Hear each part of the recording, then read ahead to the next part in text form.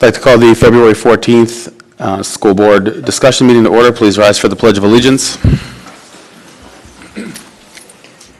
Pledge allegiance to the flag of the United States of America and to the republic for which it stands, one nation, under God, indivisible, with liberty and justice for all. Roll call, please.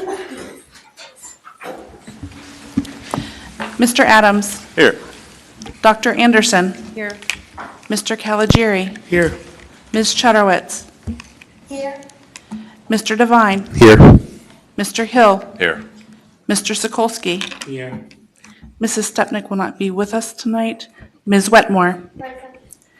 And student representative, Ms. Price. Here. Thank you. The board met in executive session on February 14th, 2023 to discuss matters of litigation, safety, personnel, and real estate. At this time, I'd like to open the floor to citizens' comments on agenda items. If anybody would like to make a comment on an agenda item, we ask that you step to the podium, state your name, your residency within Plum, and you will be given 5 minutes to speak. I will give you a 30-second warning when your time is coming to a close. We ask that you please address the board directly, and as a reminder, this is a time for sharing your concerns and suggestions rather at a question and answer session. When you're finished, we just have you put your name on the clipboard at the end of the table so that I spell your name correctly in the minutes. Would anybody like to make comments at this time on agenda items? Okay, Mr. Devine, back to you. Thank you. All right, we're going to go a little out of order tonight. We have guests here for a presentation, so we're going to let them go first. Facilities and operations, Mr. Hill, lead board liaison. We have the folks from the Hayes Design Group and the Weber Murphy Fox Group to present on Phase 3. I'm going to go ahead and kick it off here quickly. I just want to remind the board where we started with this process. A few months ago, we asked the board to put out an RFP to take a look at a feasibility study for both O-Block Elementary and Plum Middle School. And at that time, we just were interested, what was that building like? What was the shell of that building like? And the board had also put in some other parameters they would also ask us to look at.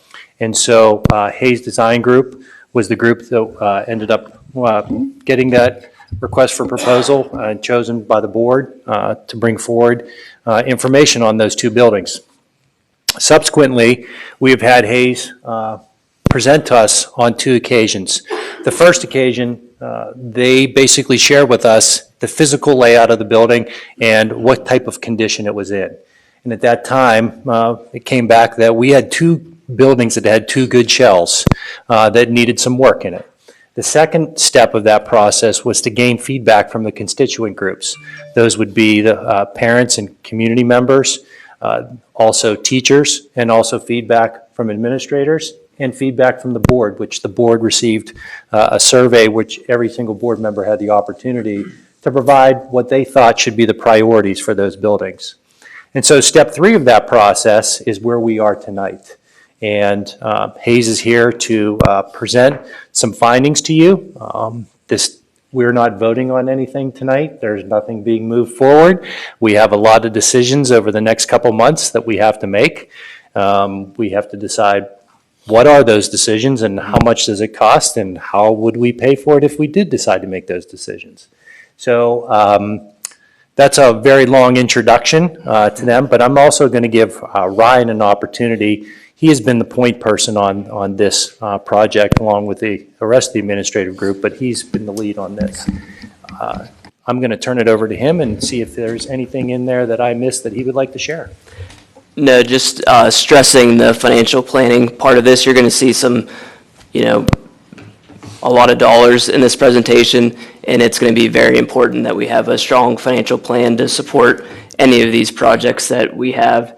Also note that these projects are not contemplated in the 5-year forecast that we've been discussing, and they can certainly be layered in once we've had time to analyze that. And I think that he'll speak a little bit tonight about the process that we foresee into the future here for that financial planning piece.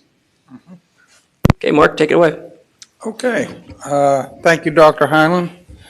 And school board, thank you for having us here. My name is Mark Duane with the Hayes Design Group, and Rob Renzi is going to come up and give most of the presentation. I just wanted to start off, and I was going to give an introduction. It's almost identical what Dr. Highland already said. So we go to the first slide because we just wanted to recap on what our three-step process is, and he kind of told you the facility assessment, then the programming, and step 3 is what we started into. So we did the facility assessment in September, educational programming in November, and we're back now in February to do part of step 3. So we're going to do step 3A tonight, and we'll talk about step 3B. That'll be the final time we come before you, unless you wanted us to come back again.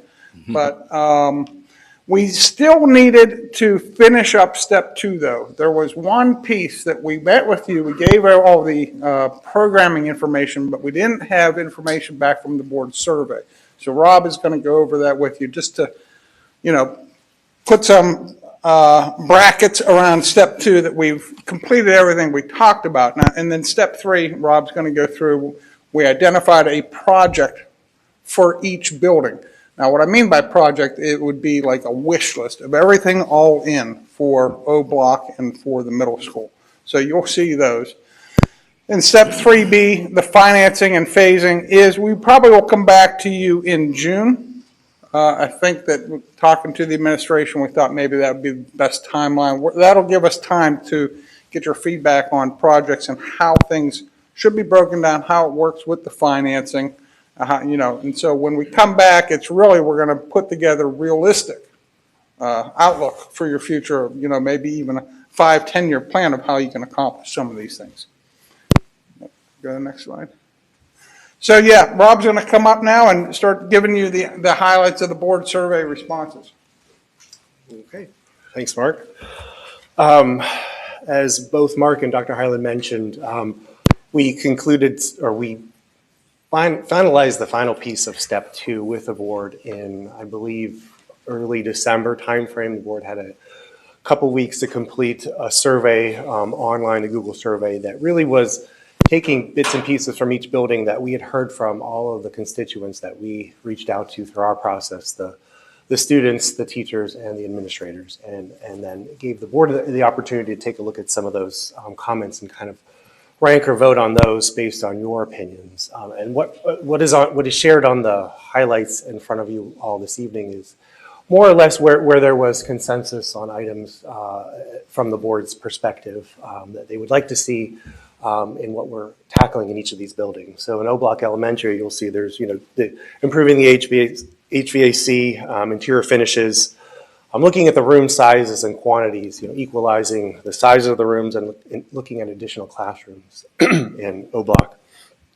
Also taking a look at the special education component of the building, improving on the exterior, improving the vehicle flow and traffic, in particular the parent drop-off loop is a sticking point in that building, as well as looking at the outdoor play areas. When looking at Plum Middle School, similar types of things, looking at HVAC being a priority in that building.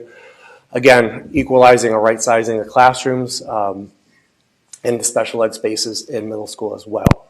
In that building, we looked at the cafeteria and the kitchen. Those were more priority items in that building as they hadn't been touched in a while. Also looking at the auditorium and possibly configuring that into a more usable, flexible space for the future. And then exterior, looking at the safety and size and overlap of the track and football field and some of the vehicular components of that building as well. Moving on into now, that was the end of step 2. So programming information has all been gathered.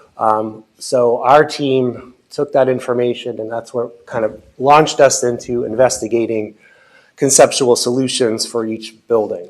We had a series of iterations of that internally. Then we shared 2 or 3 or 4 ideas for each building with the administration, the principals, kind of walked through those and headed toward a preferred concept for each building. So tonight, as you can see, each building on this slide that's in front of us, this is kind of an agenda, if you will, for the evening. So for O Block, we're going to go through all of A through F this evening, all the way from highlights of the assessment and programming through the design options, site plans, the budget, and those types of things. Then we'll swing back around and do that for the middle school in the same order of events. So starting with O Block Elementary, just a quick overview of the next slide, which highlights the facility assessment. Just to remind the board, as Mark mentioned, that was September timeframe when we updated the board on the facility assessment priorities for each building. Kind of wanted to give an overview of those this evening. Again, the higher ticket items.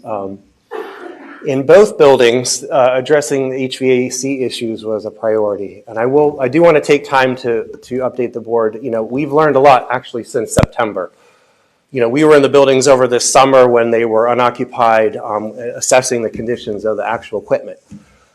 Came back in September, October, November when we met with teachers and students who were in the buildings while they were occupied. Had a chance to talk to John Walsh a lot more and his staff about the functionality of those pieces of equipment in each of the buildings. A lot to do with the temperature and humidity control. So you will see in both of the buildings there is actually sort of an amendment to that scope. There is more proposed HVAC scope for each building in the facility assessment component. Shell of the building, replacing exterior doors, windows, portions of roof. There is a structural slab repair that is required at the restrooms near the gymnasium. We showed pictures of that, I believe, at that particular meeting. Updating finishes throughout the building, giving them a fresh update inside to make them feel a little more exciting, a little more energized within. And then focusing on some accessibility improvements around the building and also the exterior with respect to the playground.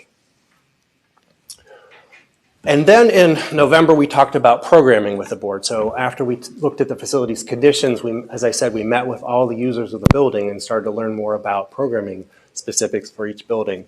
So the highlights that from the November meeting for each building, and specifically O Block right now, that information gleaned additional classrooms for that building. And as I mentioned, right sizing or equalizing the size of what is currently within.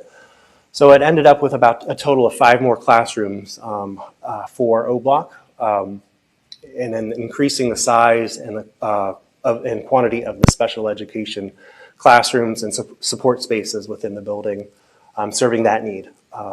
Looked at creating a larger or a flexible large group instruction space where you can have multiple uses for the room. A couple of classes can come together, staff meetings, parent meetings, those types of things.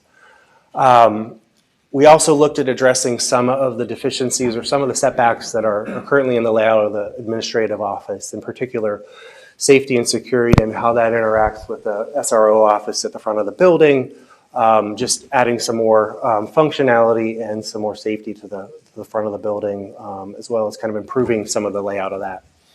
And then addressing the parent drop-off, site circulation, and all those parking and related issues on the property. So now we're going to get into, and Mark's going to help me out and point out some areas that we want you to focus on in the plan.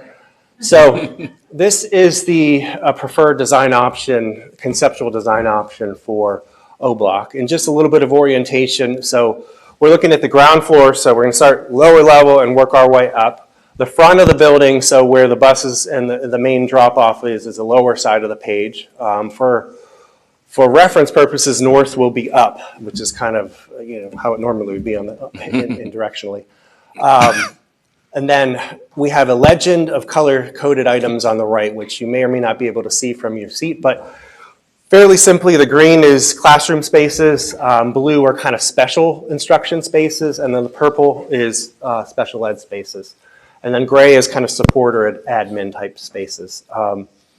Now, I do want to point out the addition to the building. We're looking at an addition that is about 17,000 square feet, 2-story addition that houses those classrooms and other support spaces that we mentioned earlier from the programming piece.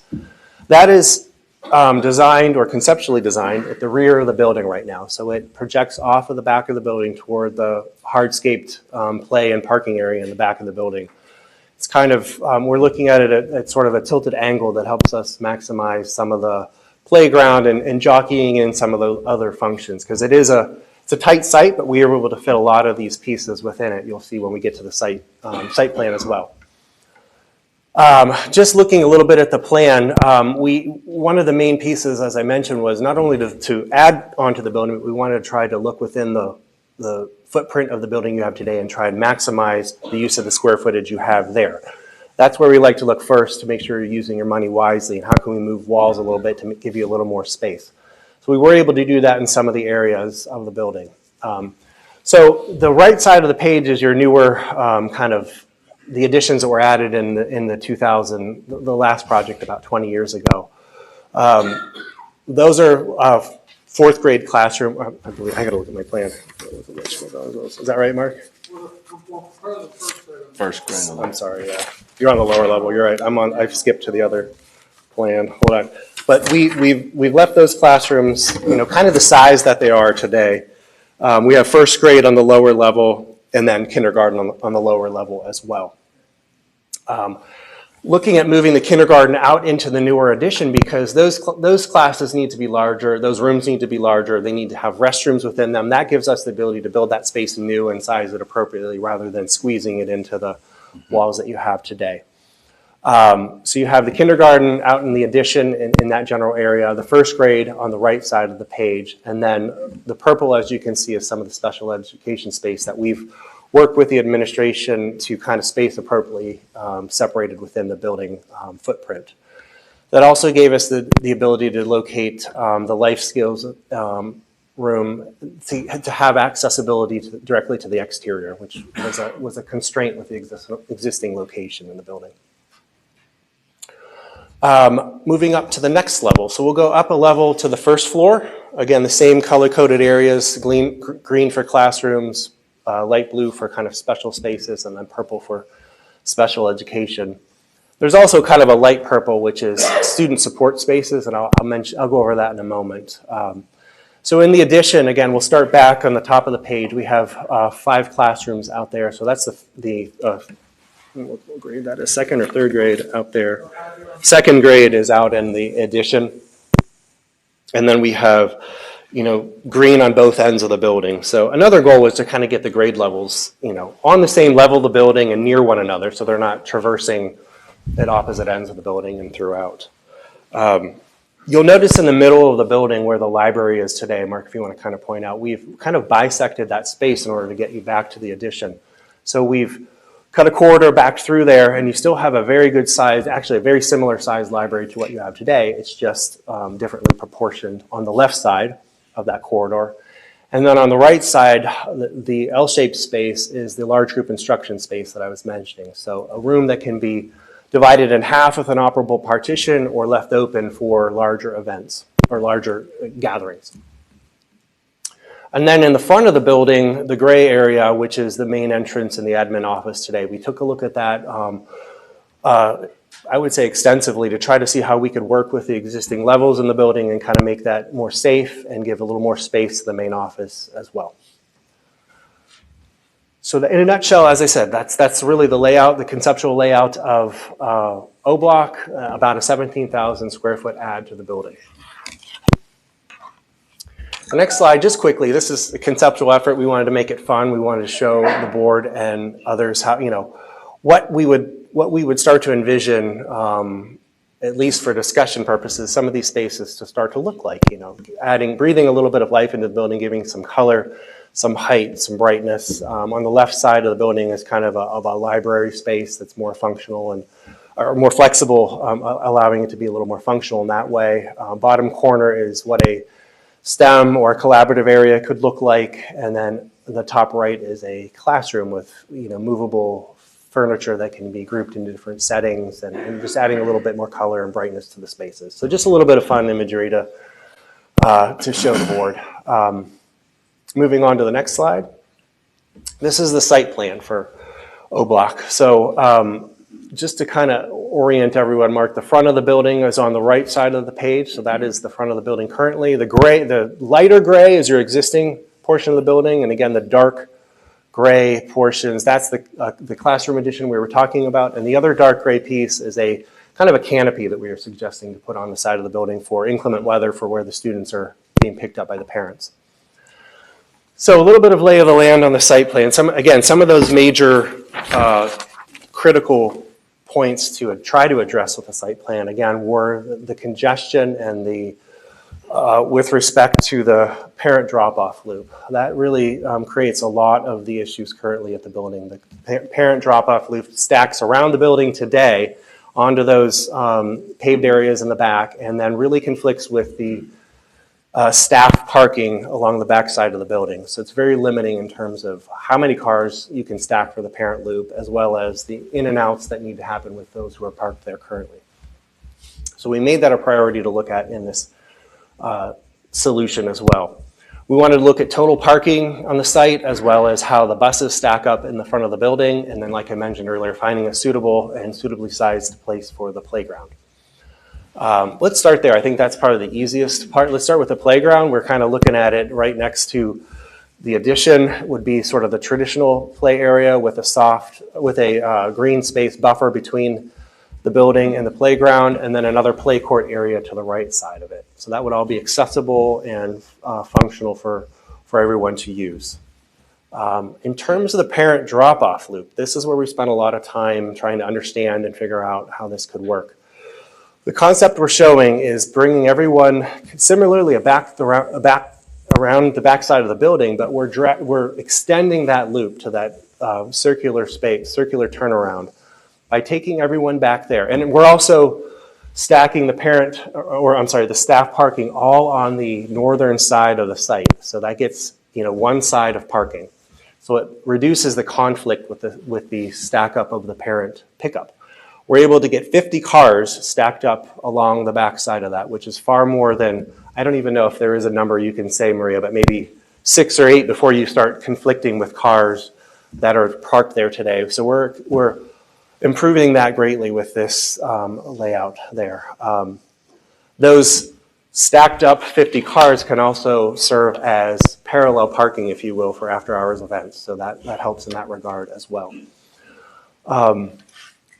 On the front side of the building, we looked at elongating and providing a longer bus drop-off loop. Currently, you can stack about 4 buses. Mark's going to kind of show you where the current loop is. It's very much shorter, not quite half of what's shown, but very close to that. Yes. Yeah. So we're bringing it much further in front of the site. You'll see there is some grading that would have to occur. We'd have to push the topography out and regrade that area. We're able to do that without a retaining wall, a mowable, safe slope. But to get the bus loop to circle around the front of the building, get 10 buses rather than 4 stacked up in front of the building. And then we're also able to gain more parking spaces, an entire additional grouping of parking in front of the building. On the south side, a page south of the image, there's also some additional parking that we were able to kind of angle into that corner of the lot as well. So all in all, Goofy shape because of the. a little shape, yes, but we're trying to the goal was to maximize, so we're maximizing some parking down there. On the right side of the page, you can see some bubbles that kind of highlight the today versus future parking. So the upper bubble, during school hours, you have about 82, give or take, existing parking spaces. That's not taking over any of the playground areas or anything that's used during the school day. No. And then the off hours is about 150. So that's, again, parking on those play areas in the back, but all on site. So you have about 150. Down on the proposed circle, the white circle on the bottom, you can see you're almost doubling the school hour parking spaces with about 159. And after hours gets you over 227. That again can minimize the parking on the grass, parking along the road, parking across the street at the church, I believe it is, all those other spaces. So not quite doubling that after hours, but getting much further along than you are currently. Before I'm moving quickly, I just wanted to see if anybody had any questions, if there were any things that any of the board members would like explained. I know when they previously wanted to add space to this building, they had to expand the lunchroom. Is that not needed? Actually, I did kind of breeze over that a little bit. We did expand the lunchroom, Okay. not by adding addition onto the building, but taking over some underutilized storage space that's adjacent to it. It does give us the ability to absorb, to still stay with the number of lunch periods you have today, but plan for some growth in the building for tabled seating. Nice. And that is a sled riding hill, so it is very important that it can still be utilized as a sled riding hill. Oh, that was not mentioned. It's pretty steep. It'll be pretty fun. We need to put some hay at the bottom of that hill so they don't go in the street.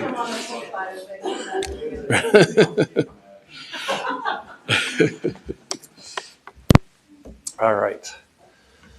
So moving on to the next slide. This is just, I'm just going to touch upon this briefly. This is sort of a transitional image I wanted to show the board. This is how we got from this very conceptual level of diagrams to kind of doing a conceptual level budget. Obviously, you haven't planned out how much piping and ductwork and electrical. It's very conceptual right now. So we have to look at the building in terms of square footage areas that are, new addition or brand new construction in its entirety, which is the sort of the red color, then major renovation. So we're moving walls, tearing things out wholeheartedly throughout, kind of raising those areas more or less. And then moderate renovation, which is the yellow area, and then gray is what we would consider minor. Now we are able to look at those a little more thoroughly with regard to HVAC. We have certain breakout numbers that are accommodated in that square footage budget to get us to good conceptual numbers that the board can use at this point. Can I ask a question? Yeah. Let's, for the sake of argument, just say we agree we're going to do everything. What happens to, how long would this take, and what happens to the kids? Because before, when we did renovations, kids were moved to other buildings that we had, which we no longer have. Very good question. A lot more studying would have to go into the total duration of the project, but it's definitely going to be you're going to you have new construction. It's the renovation parts where if you're not going to use the building simultaneously, if that is the concept, and there's ways we can look at that when you get there, but you can't, you might need to create staging areas and move kids through the building. But that's definitely probably what'd you say, Mark, 16-month or so, maybe a year and a half construction? Yeah. And a year of school and a lot of, plant shelving with moving people around. Yeah. It's clearly a phased project. Yeah. If you want to keep the students in school. There's no other way around. We're doing this for a similar concept with another client now. You build the addition first, so you're going to create some swing space for the students there, and then you can take offline in a similar amount of space to renovate while they're occupying that building, that new space. And then you kind of work your way through the plan that way. You lose accessibility to maybe some kind of gyms and cafeterias might have to double, or you kind of have to absorb some discomfort a little bit, but you make your way through that way. Does the construction, and this might be more for our administrators, does it happen during the school day, or Typically, is it disruptive? yes, unless you wanted to pay wages, premium wages for evening or weekend work. So typically it's during the school day, typical 6 a.m. to 3 p.m. type of time frame. The other thing you could do is maximize calendar. So you would have a very late start to a school year, and very early ending, that type of thing, or vice versa. So you can play with the calendar and you can get some days that way. People may not necessarily be too happy about that, but you have to maximize the ability in the summertime if you're going to do that work. I would assume you would agree with that. Correct. Yep. Mm-hmm. Okay. Next slide, please. So now we get to the budget numbers, so the conceptual budget. So first I want to point out kind of the red, or the box to the right side of the page. So this overall project budget we're calling out here includes all of the facility assessment capital improvement recommendations that we talked about earlier. That's all in this number. So this is kind of your full-blown number. So just kind of a quick breakdown, and we don't have to look at each one of these individually, but you can see how the new construction all the way down through minor renovations and site are broken out by those color-coded areas that I reviewed with the board. That's how we figured out those numbers. So the construction cost, so the hard cost at the first subtotal is about just under $20 million for that number. Being that this is conceptual design and you know, we haven't done all the engineering yet. You need to keep appropriate design contingency to cover any of those things. So the design contingency, you know, we budget a certain amount for that as well. And then escalation, you know, presuming this isn't going to be built, you know, starting tomorrow and be done, you know, in a year, we carried in this current project budget here, we're carrying escalation to bring you through the year 2024. Again, that might be short-sighted as well, but we wanted to at least get something in there to show you some escalation. It's about almost $1 million for that duration. Another contingency that's appropriate is construction contingency. Any project is going to have a construction contingency for unknowns. Being that it's by and large a renovation project where you're touching a lot of existing conditions, you want to have an appropriate construction contingency to handle any unforeseen conditions or any unknowns that come up during construction. And then soft costs is really everything else, you know, the design fees, engineering fees, your furniture and technology kind of budget to buy for the building, legal costs, insurance, permits, all those kind of soft costs that are associated with the project. So just under $2.5 million for that. So the total project budget at the bottom of the page that we're showing is $26,600,000 for O-Block. Any questions? Yes. Turn my microphone on. What would the cost for a new build of a similar school size run right now? Similar school size, so changing nothing about the size of it. You know, at first I want to clarify, I'm going to give you a number that's just like the building cost and maybe some normal site costs. Obviously, we don't know if you build a new building, you probably wouldn't knock this one down and build it right here. You might need to acquire a site. I don't know what property, if you have any that might be available. So there's no site acquisition costs. I don't know what that would run. And any other kind of site hard costs like that. But from a building standpoint, we would think about $35 to $40 million with some normal, you know, presuming all things similar. So again, you have a good structure here. You have a good shell of the building. I think a lot of the feedback we heard from the staff is the layout of the building. You know, the linear layout is logical. It's easy for the students to understand. The staff as well positively provided feedback compared to some of the other buildings where they are dislocated from one another. So you do have a good, layout of the building as well to work with. Might be a different story if you did not like that. And I'm not saying each building. Correct. Just trying to get an idea. So that 35 to 40 that you mentioned, that's comparable to this number. Right. This number. That was construction. Actually, no, it would be the, yeah. Would include something? Yeah, correct. That's what we were figuring out. Mm-hmm. Yep. Because we can assume a certain percentage of soft costs. That's really just a percentage right there. That's what we ran over. It's still $14 million. It's still more. If you have to buy property, if you have soil conditions that are unknown, you run into rock, or you have poor, the utilities are half a mile away, and you have to run. Those are all things you would have to factor into that number on top of the $40 million. But I know you anticipated that question. I did, yeah, we did. It's usually a typical question. You're looking. It's not a number to sneeze at. It's a big number. Miss Fight, this is your building, and you know all the goods and bads, and this design because you've seen it. Does it address concerns, or is there concerns that you would still have that it doesn't address? No, I think we talked in depth. I feel that even my staff and myself, that all of the concerns that we had were addressed. Two of my big concerns right out of the gate were our autistic support and life skills classrooms, making sure that those had the accessibility that I think we're missing at this point. So that was one. And then, I think just making sure that the question was brought up about the construction during the day, knowing that we do have students that have a lot of sensory needs. What does that look like for those students as well? But as far as the building itself goes, I feel that they really addressed the big concerns that we have as a building.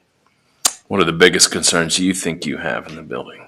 May I ask that? The HVAC is hands down, the biggest, for us, and again, the accessibility.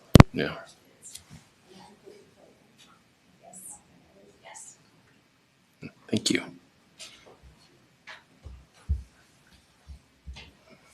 Any other questions before we move on to the next slide? The next slide is really just this. I just wanted to remind the board, if you're looking at doing nothing programmatically, not adding square foot to the building, not changing any of those sizes of spaces, and really just looking to address the outcome of the facilities assessment portion, upgrading the HVAC in the building, handling some of the plumbing issues, the windows, and all those items that we went over earlier on in the overview slide. We have to, this is presuming you do some of that as a project, right? So the increase in HVAC, so I mentioned, we looked at that a lot more thoroughly after we learned more about how they're actually performing in the building when they're occupied and during the different seasons. About another $1 million for that scope, so nothing to sneeze at there as well. We escalated it through this current year, again, just adding some number. It's very hard to pinpoint where escalation is going, but we wanted to give you some cushion for that as well. A construction contingency, again, if you were going to do this as a project, you might not do it as one, you might do it as some other smaller ones, but having a construction contingency and then some soft costs associated to it. So your total project for that is just under $8 million, which is a few million more than we were talking in September timeframe. Rob, could you address the disruption factor for that, for the capital maintenance part only? Did you say disruption? Yeah, the disruption to the Yeah, there's still disruption to this portion of it as well, because the mechanical scope is so extensive and you're doing, needing to bring fresh air and humidity control into a lot of the rooms. You're touching a lot of the ceilings in those spaces, bringing ductwork in. So it's still a disruptive project. It's likely maybe something you can do in a extended summer, but the lead time for them, you'd have to plan it out to where you have the equipment ready and you're able to do it. But there's no moving of walls, no that type of thing. So it's maybe a little more controlled disruption, maybe the best way to phrase it. This was a two-phase project where we did this and then a construction cost. Is this, does this take into consideration that? Like, is it? Build upon it. Right. No, this is more factored. This is all in. All of these are factored into the first slide that you have. So I don't think there's a real logical way to do all this first, because you're getting into all those spaces twice. Yeah. So the disruption would be duplicated in a lot of ways, because you're, you would have some you would get all the mechanical systems in, and then you're going to come in and later and move walls and touch spaces like that. So. Gotcha. But if it happens over years, you could look at phasing it out in such a way to do that. Yes. If that's what you're asking? Yeah. Thanks, doctor. Okay. Now we're going to move on to the same run of things for the middle school. Starting with the facility assessment highlights again. For this building. So looking at the loading dock area, so that outside area, we have some water leakage down in the old wrestling room. Making sure that that is appropriately covered and handled in that building was a top priority. HVAC systems in this building as well. Roofs over the gyms and classroom building, replacing and really upgrading the kitchen in its entirety. All the exterior doors and windows around the building. And then the site problems with the field and track overlap. There are other issues in that list, but this is really the big high points. High points of the programming exercise for the middle school, increasing the size and number of special education spaces, looking at repurposing the auditorium as more of a flexible LGI kind of band area, increasing the size of the cafeteria and renovating the kitchen. Reorganizing the administrative offices and then moving the nurse's office to be closer to the front of the building for the students to access. And then looking at reorganizing the tech ed and art room suite to kind of optimize and better utilize that area of the building as well. And then in that building, we're looking at a smaller addition, around a 10,000 square foot additional space. Now, I'm going to take a little bit of time to explain this plan. It's a little harder to follow than O Block. Elementary. First off, same color-coded legend applies for this building as well. So all those shades of color that we mentioned before. There's a few additional ones, like the red is the assembly space or the current auditorium. The front of the building is on the far left side of the page, so that is the main entrance of the building. On this building, the additions are not quite as simple as O Block Elementary. The types of spaces that wanted to be added onto the building and where they wanted to be in the building lend themselves to be in 4 different places. So you're mobilizing in 4 smaller additions in the building. So starting at the front of the building, looking at the additional area for the entrance and admin suite of the building to bring the nurse up to the front of the building. Kind of moving clockwise, I guess, yeah. That is the largest addition, so moving the tech ed to the outside of the building and repurposing sort of that space within to bring them outward. And then we have a smaller, almost similar purpose addition for the art area, which fills in kind of a portion of a courtyard you have today, or quite a courtyard, but a little peninsula of outdoor space that you have today. And then the last addition is building over top of the current loading dock area outside of the current kitchen and creating a new kitchen over that area, which would help, again, provide a new kitchen space, but enlarging the cafeteria.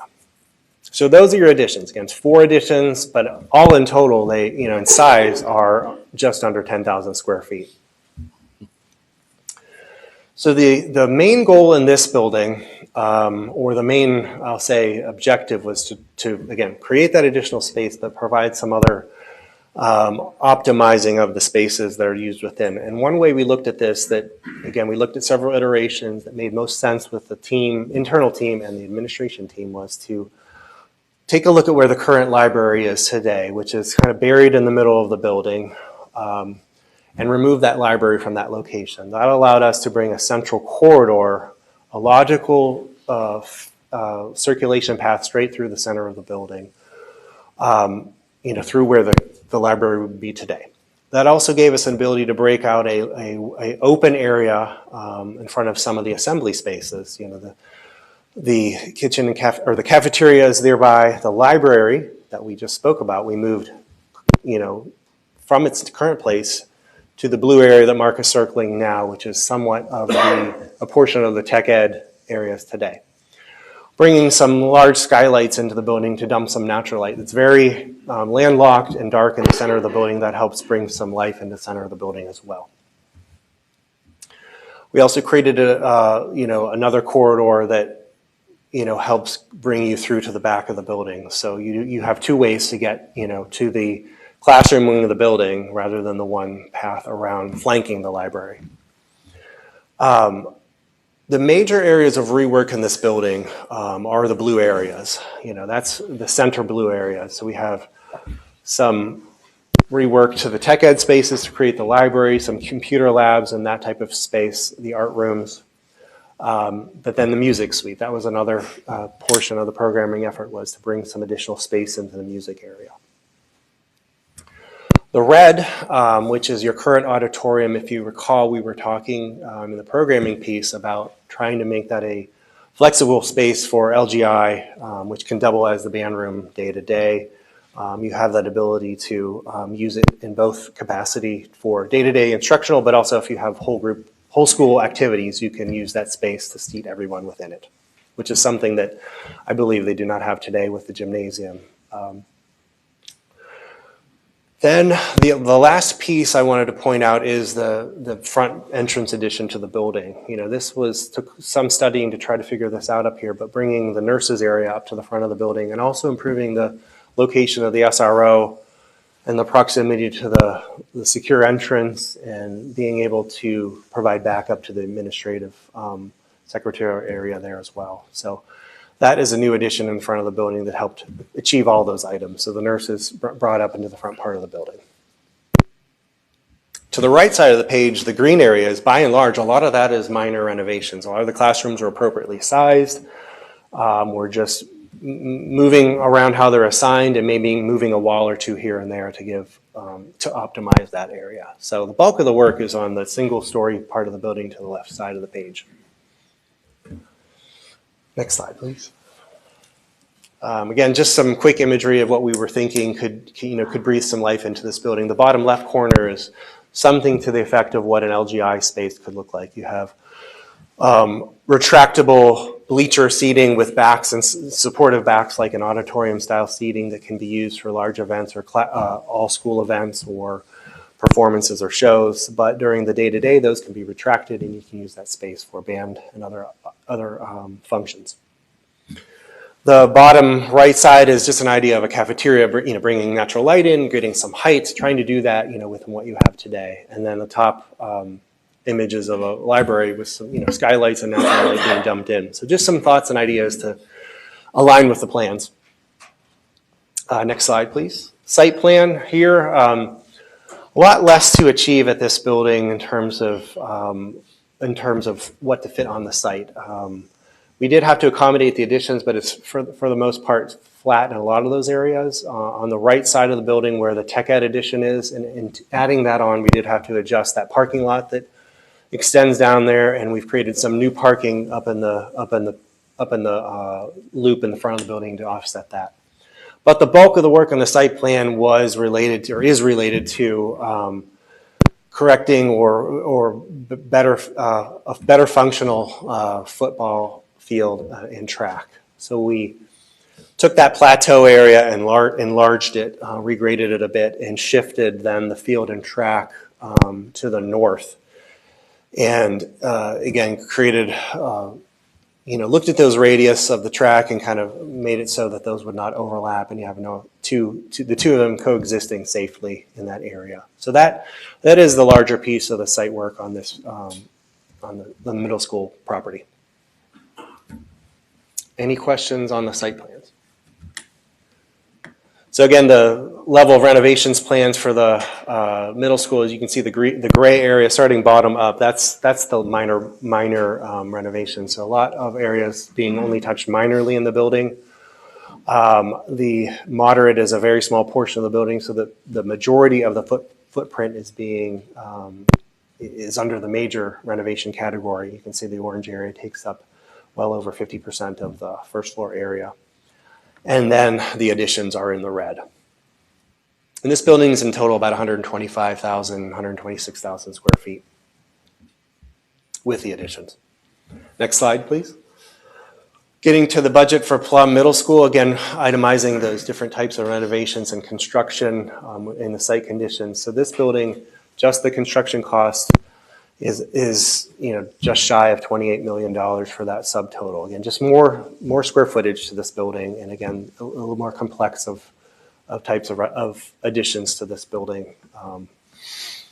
Design contingency, again, having that appropriately budgeted for escalation for the year 2024. Having a construction contingency allotted as well, and then soft costs for this building as well. So total project budget for Plum Middle School is just over $37 million. So again, this includes capital. Same approach to the middle. Includes all of those items that were in the facility assessment recommendations, the high and low priority items, get you to those, those 20-year items. This looking at a similar building that was about that square footage, 125,000 square feet. You are a bigger number for that because it is bigger square footage. We are in the neighborhood of probably $55 to $60 million for this site. Similar things, if you'd have to look at property, where you're going to acquire that property, utilities and subsoil conditions and all those unknowns that we can't really budget for until you have a property. So again, it's not quite double, but it's up there for a new building. So just to be clear on the site plan too, when we showed that track, that is not a competition track. Mm-hmm. Probably you can tell by the shape, but some people, yeah. I don't want to take it for granted that you understood that. Yeah. So I want to be clear that it is a 350-meter track. Okay, so if you wanted to, if you were taking steps, that would work.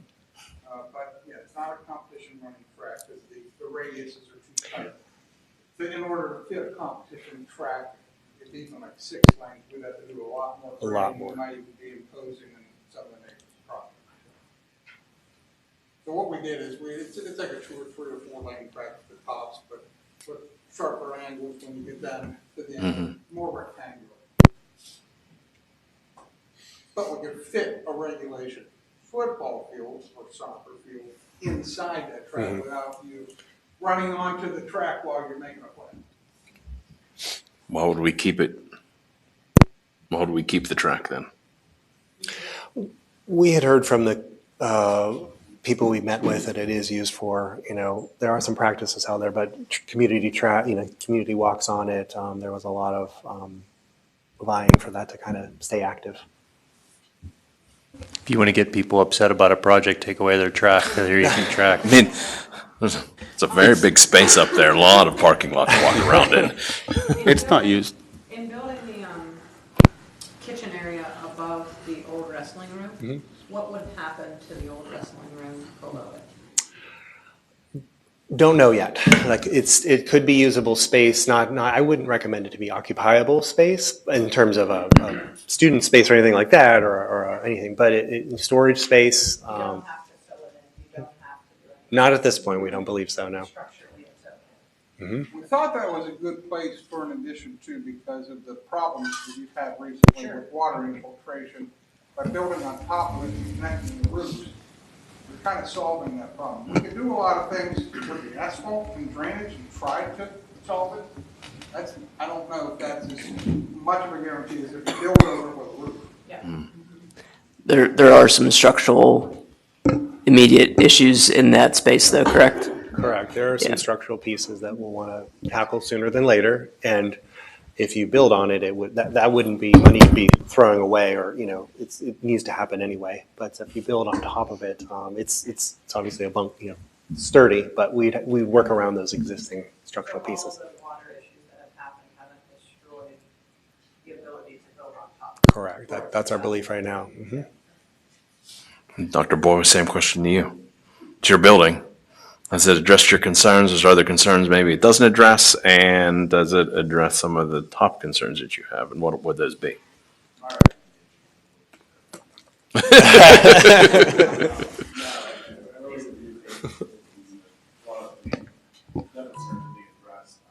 HVAC is significant in the building, lower the high codes under the sun point time. So that's one of the pieces. We talk about security and safety, we talk about the doors. Our maintenance team does a fantastic job, but unfortunately, there's a lot of changes. You have to re-gear, re-grease, re-tighten, and it's constant. I think those are the significant pieces that lead to having a constant eye on those spaces.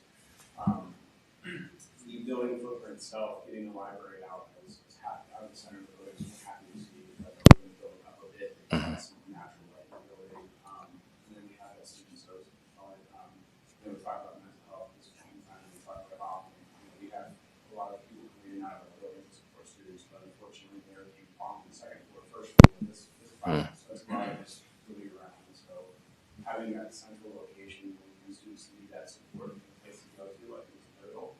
Because we know as students are taking it to K-12 ed, they become a little bit less reluctant to be themselves out there. At least they have one central location, one to 12 one day and 1 to 3 the next. I know those are small potatoes, but I think for some kids those are big advantage points. So I know where I need to go and certain services. The addition of the cafeteria allows some flexibility in that perspective. We have gone to a 4 lunch period, we structure that back to a 3 lunch period, so that's the personnel and staffing when I think about that. And every time we say, Bob and I spoke, I just say, well, I want to see it, I want to hear it. Don't get into your theory, like let's talk. Because every time you talk about a room, I talk about staff. And that's what you do as well. Talk about time on your people. So I feel that the proposed plan really addresses the needs. It creates some equity within our classrooms. We have larger classrooms and other spaces that provides equity. And then it also provides us with some vision of the future that if we were to expand programs and special education and the like, we would have the space to our students at the middle school, was having a hybrid. That's awesome. Great feedback. Thank you. And I would say, to that point, I'm impressed with the thoughtfulness that you guys have given to our learning supports, our autistic classrooms, their placement in your designs, making sure that they're, it's an inclusive environment. So I think that's great. Glad you guys are all here too. John Walsh, I'm sending it back to you now. These are your buildings. What do you think? The fact that we can fight with HVAC is the biggest problem we have in the buildings. Goes back to the point when we decided changing the rooftops to still carry on the large spaces, all that technology is in the nineties. And if humidity control was not part of the logic back when those buildings were built, some of that equipment even goes back further than the nineties. And the sewage issues, the different technical issues that we talked about, they're very receptive. I think we touched all the bases. And it's something that, whether we do the mechanical partner or we do the whole expansion, it's something that we need to look at going into the future. Is this addressing this sewage problem at the middle school? Are we addressing that in this whole? Yeah. I'm beginning to be honest. Is there any structure, like when we do HVAC systems, I know, there was, I don't know which meeting it was, but there was a roof problem. Might have been this meeting, might have been Eastern area. But there was a roof problem where it wasn't sloped right or something like that. Is there any structural issues on a roof when we put these maybe bigger HVAC systems or anything on these systems? Are we able to address that in this budget? You might need, depending on the size of it, a reinforcement underneath of it, but those aren't insurmountable tasks to do, I don't see any issues with that at this point. They're pretty, yeah.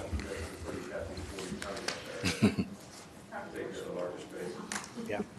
And along the lines of the HVAC, if we're looking at the difference of fixing that problem now and building additions later, is that something we have to take into consideration when we start choosing those units and? Yeah. Okay. With both of these spaces, more the middle school because it's closer to, there's many more houses closer to that, and regrading, does this have any impact on those communities right around them, like the housing plans right around them? There is a little bit of regrading to do for the field, but I even think that can be, Mark and I were actually talking today, some of that can be minimized even beyond this conceptual level. I think we can work around that, but it's not a lot of disturbance related to the neighboring properties. For the building addition at O Block, can you do the addition in phases? So can you do a first floor construction and then 2 years later do the second floor construction? Or does that make any sense at all or no sense at all? You could do it in phases like that. If you were planning usually it's maybe a little more distance. A couple of years, you might want to just do it all at once because you're not going to save that much. You spend more over the couple of years, but you can structurally design it and mechanical system wise, like we were talking about, to build another level on it later. So that can be done, yes. Okay, yeah, that makes sense, especially if a board decides to implement full-day kindergarten, they could expand that area potentially just to house kindergarten. And you guys are going to build out like a phased approach. Are you able to provide us, the most cost-effective way to do it, and then maybe one that extends it out further? Might not be cost-effective, but it lengthens our dollar a little bit longer. Right. Yeah, we're going to look at Yeah, we're gonna- different strategies to. Going back to the phasing though, it's not as simple as additive phasing, though. So you think about it, you go first 40-foot roof line, you repair a roof off, throwing that money away. Sure, Put build yeah. new and put roof on. So there's a lot of rework that gets done.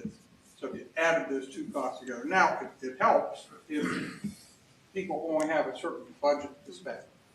Like Rob said, usually you want to look at that kind of phasing more, maybe 10 years out or something. First phase, and then next phase will be 10 years out. But yeah, if you're just a year apart, it seems like you should somehow try to figure out how to finance the projects together. The middle school sounds like, I think the middle school looks like it would be easier for that kind of phasing, because you could Yeah, they're isolated additions. Yeah.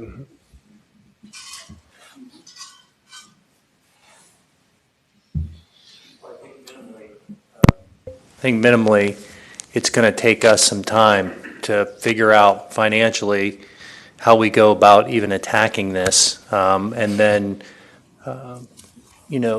talk with the board once we have an idea of how we're going to attack it. You have to remember, we have $103 million of debt service already. So that's an important part of this. So we have to go back and look at this, and it's going to take some time to do this, to figure out how do we do this, and then come back with you with some certain ideas about, okay, this is how we could pay for the whole kit and caboodle. This is how we could pay for another phase. Minimally, in looking at it, we have $20 million worth of things that are going to have to get done. No matter how we square this, it's going to have to get done. And so the question is, how do we go about attacking that? I would think if I'm a parent in the building, I would want to make sure that my kids have a comfortable place to go to school. In talking with Maria, she has indicated multiple times, it's hot one day, it's cold the next day, and it fluctuates. And that's not the best learning environment that our kids, they need to have a comfortable, and in my opinion, they need to have good air to breathe. And so, not that they have bad air, but they need to have the best quality air that they can have in a good learning environment. So we have to come back with phases on this. And I will tell you, when you put $21 million into it and you really don't see a whole lot, it's nothing that's, it's going to attract people to come into the building and say, hey, look at that HVAC. But as a board, that's your responsibility to do, is to take care of these buildings. The good news with this is we have two good shells. They're two good shells for a building. And our job is to come back and potentially give you recommendations. You give us feedback. And as we're crafting a financial plan, if you want the kit and caboodle, we'll tell you what that is and how much it's going to cost and how much it's going to impact the taxpayers. And then we may have to look at different gradations of that and what that costs and how it impacts. And, this is just one thing that's on the horizon. We have a lot of other things that are on the horizon that we have to pay for. So you get people all excited when you see these types of plans, and they should, because we want to be excited about learning in this district. But we also went down a road in the past in this district where we didn't necessarily pay for things, and that's why we have $103 million financing that we have to still take care of. We have just gotten ourselves out of some financial mess over the past 5-6 years. We need to continue to do this, and we have to plan to do this properly. So that plan's going to take some time. Our team's going to sit together with our financial planners and figure out what we can bring to you to help make some good decisions. We do have in mind what the kindergarten task force said. I wrote it down. It was 8-1. The school district will actively plan to reevaluate full-day kindergarten for the 25-26 school year. We're doing that as directed by the board, and you can see that in the plans. That's kind of where we are. Ryan, do you have anything that you would like to add to that? No, I love all the messaging. Definitely 100%. We have to come up with a feasible plan on structuring this. And now that we have the analysis with the numbers, we have options available to us. And we'll certainly work with our financial advisors to come up with some realistic options on how we can accomplish this work. Just for everybody to know, it was the September meeting, and maybe, Jen, maybe you want to send it back out, because whenever it talks about the high priority and low priority items, it just helped me. I was searching for it to find it and look at what those were and what fell into that category. So I just. And the board may have Helps a to see different, after seeing this, you may have a different idea about what your priorities are too. It might be a good idea, Rob, just to, in a week or so, resend that survey to the board, just so they have an opportunity to view these documents, study them a little bit, and then maybe they have a different opinion. It might give us an idea of where they're going. But obviously, we're going to have more discussions on this. This isn't something that's going to it's going to be done next year or the year after. This is going to take time to get this done. And I want to set realistic expectations for everyone. So if you're listening to this on the computer later on, 2 weeks from now, this is going to take some time to get this done, and we have to plan thoughtfully. Not only what's in the best interest in our kids, which is the first thing, but we also have to look at it from the financial standpoint to be fiscally responsible, which is one of our main goals. The rest of my team, Rick, Denise, do you have anything you'd like to add to that? I think it's all been said. I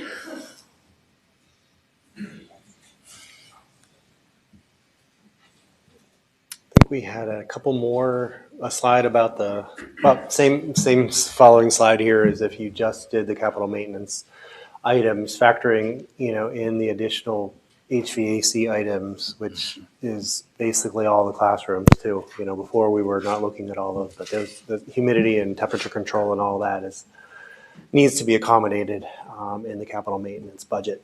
So when you factor in escalation, contingency, and soft costs, you're just under 14 million for that building.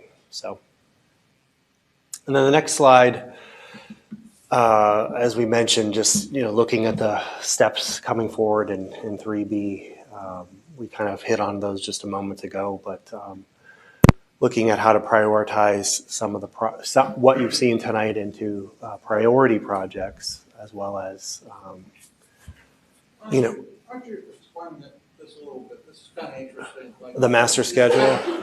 Prep them for what they're going to see. Yeah, what we've done in the past is when you get to the point of seeing what your priority projects are and you have an understanding of the financing options you might have or the money available in a timeline, you kind of align all those together in a document where we can develop a master schedule with the assistance of Ryan and your financial advisor and others in the district, kind of lay those out so you can see, okay, these projects are overlapping here, they're starting and stopping, when you have this much money available, helping you see a master plan or a layout of how those can align over a certain length of time, whether it's 10 years or 5 years or 20 years.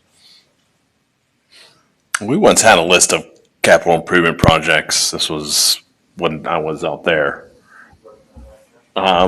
What about that list? It was like 30. I think it was $30 million or somewhere around there. Almost 4 years ago or so. And John did a great job, I think, addressing most of those. Is there? John and team, I should say. And it's still at $30 million over 10 years. Yeah.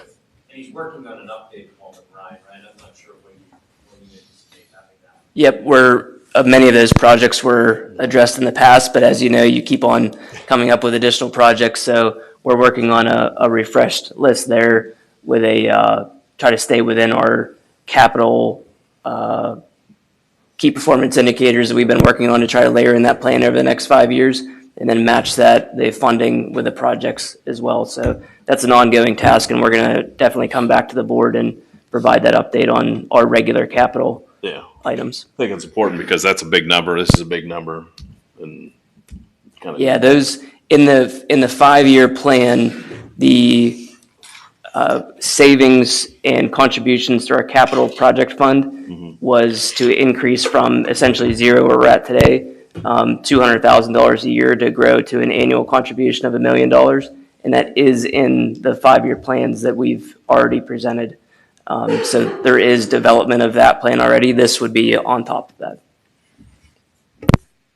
Thank you. I think as far as timing of coming back with some of those items, we were talking about the roughly around the June timeframe, correct, Ryan?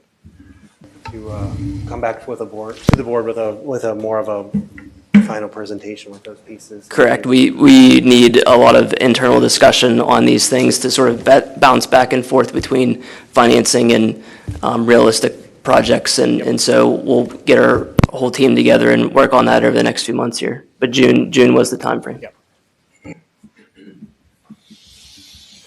Okay, thanks. Everyone, any other final questions or thoughts? Just bring me a winning Powerball ticket. Yep. All right, thank you.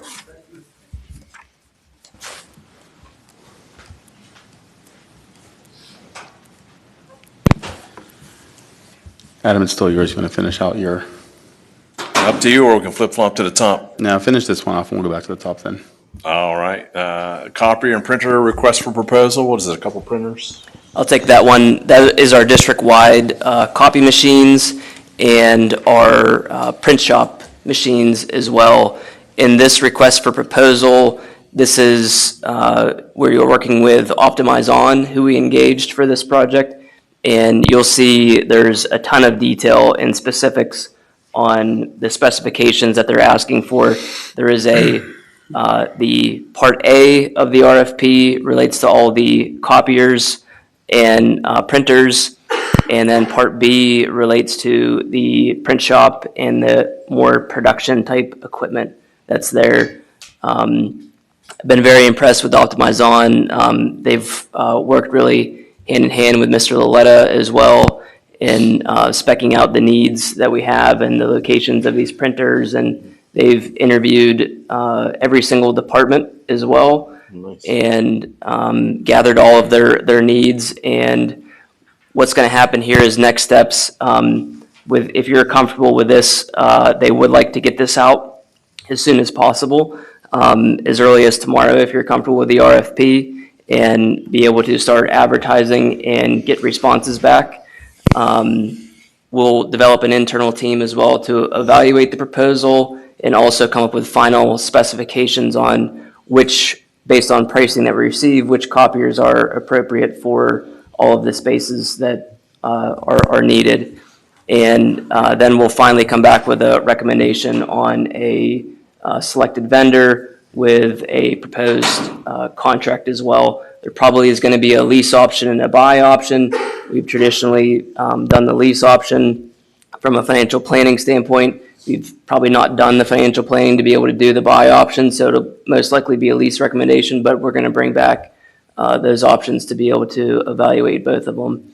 This will all be a online process as well, and speaking with some of the vendors, it makes it very clear and structured. So I think this has been a really good process to date, and I'm looking forward to being able to get actual pricing in our hands from the vendors. Does anybody have any questions on that RFP document?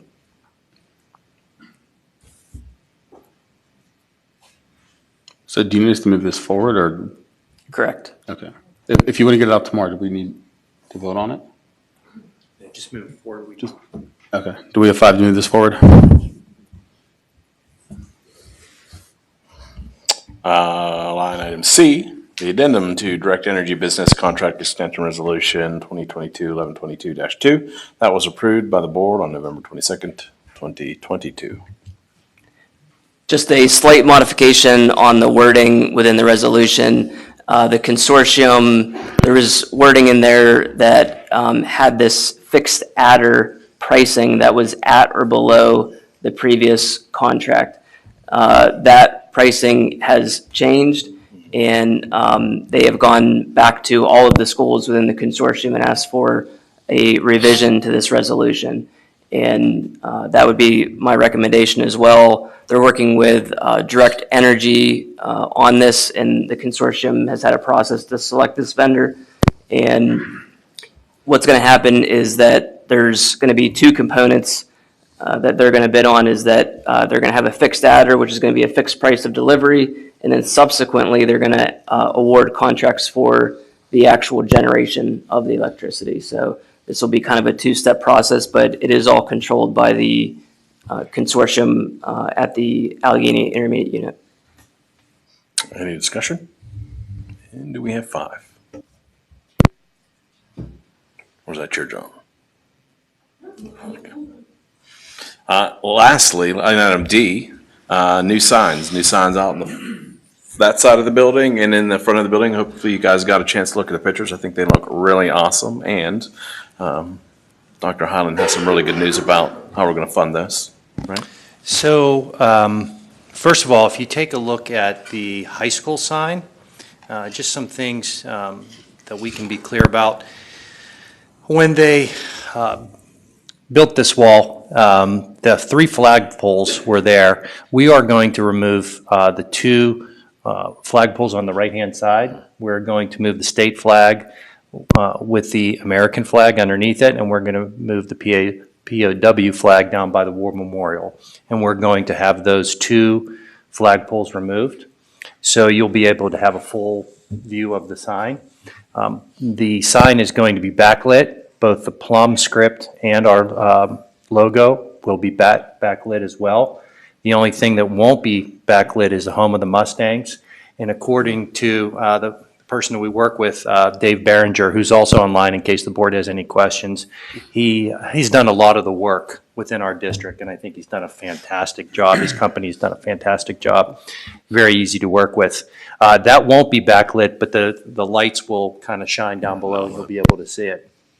I have to say, one of the things that I really want to do is change the look of the front of our building for multiple reasons. This wall has been in the news on multiple occasions, and in my mind, it's time to turn the page and move on to something that's more aesthetically pleasing and representative of the quality and excellence that is this school district. And so the first thing people are going to see when they come in is obviously our logo when they come in, but they're also going to see that they're in the home of the Mustangs in multiple ways. And I think it sends a message to kids that we have, pride in our buildings. The second sign is going down, and I can't tell you how many times people have told me, when are you going to have that sign removed? Like, it's a lot. So if you take a look at the sign, that is the mulch will not be there. We're going to put flowers in front of it to make it more aesthetically pleasing. But the Plum High School and the central administrative offices will also be backlit. So when people come in, they'll be able to see a very, very nice representative sign. The positive part about this is, and if you look also on the original sign, we have Home of the Mustangs that were there. We have the logo that's up on the side of the wall that replaced the Mustang that had paintballs shot at it. So everything that we have done has come from alternative sources of revenue. I struggle with that a little bit because I think, there's nothing wrong with, our normal budget going towards these type of items because we should be responsible for having a nice facility for our students. However, we balance that with our goal of being fiscally responsible. So at this point right now, its total costs about $64,000, and we have about $60,000 of it that we're going to get through alternative revenue. It's not going to cost taxpayers anything. And Mrs. Stepnick is working very, very hard, and I think she is going to be able to secure the other $4,000 through our commercial activities guide. So it won't cost the taxpayers anything. And when our constituents and our community members go past this school, not only can they be proud of the people that actually are here, but also how our facilities look, because I think it sends a message to folks. And I'm open to any questions that folks may have on it. Gonna have to paint that guardrail in front of it. Yeah, I can't do anything about that one. I think it looks great, and I definitely think it better represents what we're trying to accomplish here. And I'm glad you're getting rid of that ugly thing in the front of it. Okay. Let's use some pollinator flowers in front of it. You got it. Get that earth club on that. Anything? Do we have time to move forward? All right. It's all you. All right. Moving back to the top of the agenda, personnel, Dr. Anderson, anything for tonight? No, nothing to report. All right, student achievement and activities, Dr. Anderson. So we have several grants to go through. Yeah, it's just grants. So anybody have any questions about the 8, I believe, grants that are listed there? Just obviously continue to commend our staff, and I think those are all staff, who are securing those through Donors Choose and other areas. The other 2 items are Mr. Bronchi going with the high school orchestra for 3 students selected to perform in the Western Region Orchestra Festival. And then it looks like 1 student, I think that one might be 2, am I right? Yeah, I think there was an alternate considered for the All Eastern Honors Ensembles. My only question is I couldn't find who the students were because when I looked at the documents, it didn't say. So it'd be great to know who those are at some point. But Any questions or concerns? Do we have 5 to move those forward? Awesome. And a big tip of the cap to those kids that got to that Yeah, far. I mean, absolutely. that's just awesome. It speaks volumes, but their prowess in the fine arts, so good stuff. Thank you.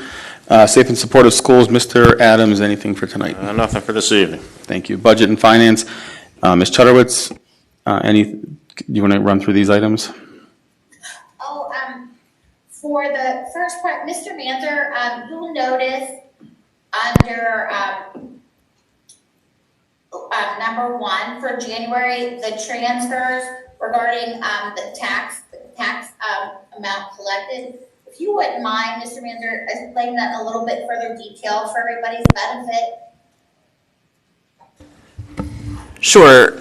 If you look at the treasurer's report, one of the first reports there is our revenue report. The very first line item and probably our biggest line item is our current real estate taxes.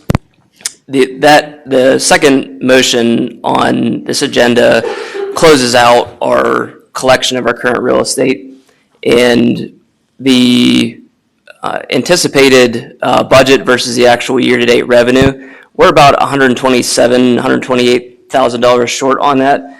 Considering the entire line item of $32 million, that's less than 1%. But we did split out this year interim real estate taxes, and we are analyzing the changes between interim and current real estate. I believe that part of our process before, when they were combined, was that we did pay out our refunds out of that combined line item. Now we're paying out refunds out of our current real estate line item. So we're going to have to adjust that moving forward through our collection rate. So the net number is what we're going to be looking at, is not only the current real estate taxes in the collection, but also in anticipation of some level of refunds. And we did have one significant refund that was sort of throwing us off this year. So we're going to adjust that moving forward. I don't anticipate that to be a reoccurring issue, and it is a slight adjustment. In the positive news that you're also seeing in the interim real estate tax, we are over collected by $91,000 there as well. So you can kind of see how that adjustment is going to work between those two line items.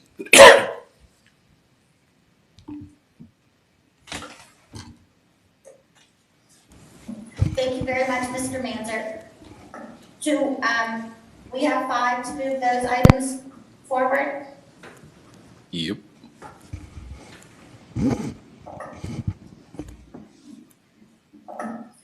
And letter B, the exoneration of Lisa Lagny's for the uncollected real estate taxes.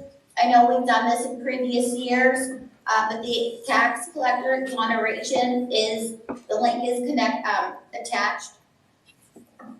Any questions regarding that? Okay, if not, do I have 5 to move that forward? Yep. And letter C, resolution 2023-2-28-1 to appoint Ryan Manzer, CFO, as district delegate to Allegheny County Southeast Tax Collection Committee, with Renee or Renee, senior accountant, as alternate number 1, and Jennifer Jordan, payroll specialist, as alternate number 2. So I have 5 to move that forward. Yep. Thank you. And letter D, Delinquent Tax Act 20 resolution. And Ms. Manzer, would you mind explaining this a little bit, in a little bit further detail for the benefit of the board and the community? Sure. These are fees charged by our delinquent tax collector, Weiss, Burkhart, and Kramer. These fees are all passed on to the delinquent taxpayer, and this is a sort of a refresh and a best practice to update these to ensure that all of the costs incurred by Weiss, Burkhart, and Kramer are recovered from the delinquent taxpayer.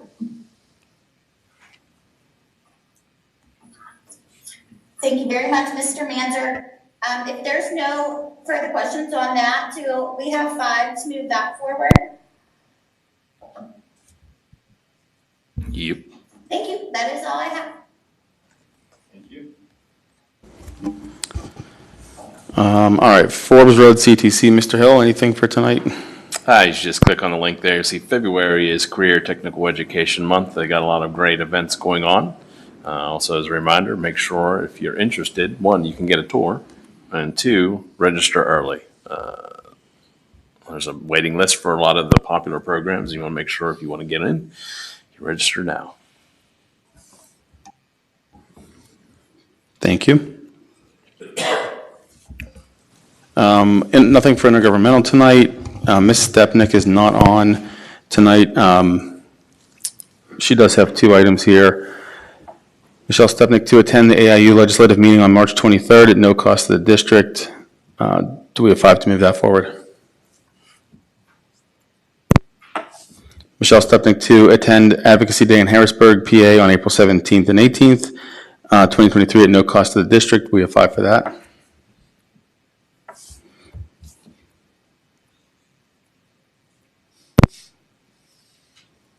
All right, policy, Mr. Caligiuri. Yeah, we have 4 different policies to look at for moving forward and then voting on at the next meeting. Mrs. Sedlak sent out these policies and the rationale for each. They're all recommended by the PSBA. There's no substantive changes to them. They're just minor adjustments to wording. If you have any questions for them, Ms. Sedlak can probably handle this, whatever. All right, we have 5 moving forward.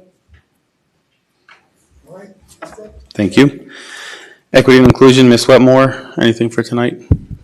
I just wanted to mention, the Allegheny County Legislative Forum is open to all school board members. So anyone can register, and it's also available online, and it's free for all school board members to attend. So I will be there because it's also when the AIU board candidates will be asked some questions and given the opportunity to speak. But I just wanted to mention you guys could all go or check it out online.